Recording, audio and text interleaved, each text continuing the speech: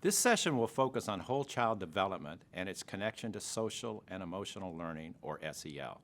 Specifically, whole child development encompasses SEL, but goes well beyond it. A whole child approach to development and learning engages a broad spectrum of support systems, including family, school, and community, to ensure children and youth reach their full potential.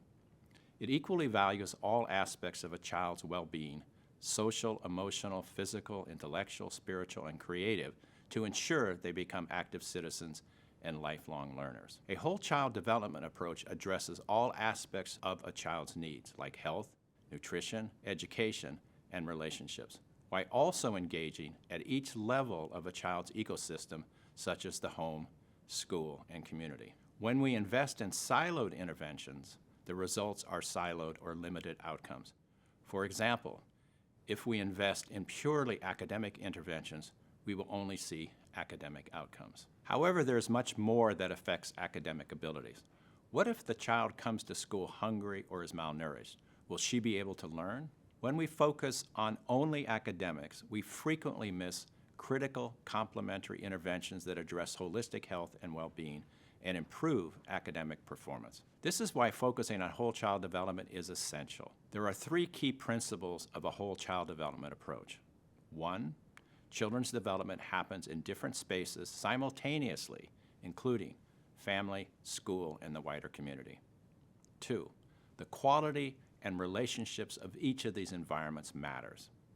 Three, when we invest in solutions that work in environments that support child development, including health, nutrition, early child care, education, and protection, we support whole child development. This is particularly important for children growing up in poverty and other forms of severe adversity. Together, we can build these environments so that all children can reach their potential and become responsible citizens and lifelong learners. Depending on the country, context, and actor, approaches to whole child development can differ. Here are some examples of different frameworks created and used by 4 different organizations. You will notice that in several of these frameworks, social and emotional learning is listed as a key domain or area of focus. While SEL is often included in a whole child development approach, and both elevate strategies for promoting collaboration, reflection, critical thinking, and problem solving, it is important to not conflate or confuse SEL and whole child development. Here is a table which marks some of the key differences between the two. Whole child development is a much broader framework that often includes a wider range of considerations. SEL places more emphasis on defining and explicitly teaching social and emotional competencies.